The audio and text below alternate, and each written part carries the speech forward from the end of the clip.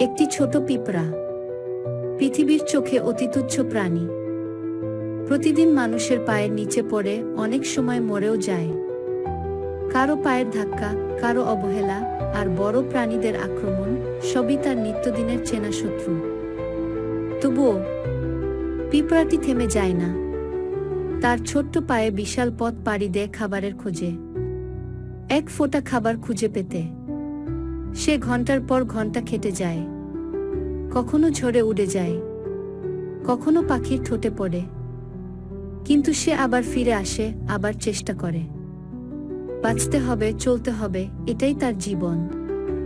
পিঁপড়ার জন্য জীবন মানে সংগ্রাম। আর আমরা একটু কষ্টে হাল ছেড়ে দিই। যদি একটি পিঁপড়া এত কষ্ট করে বাঁচতে পারে, আমরা কেন পারবো না?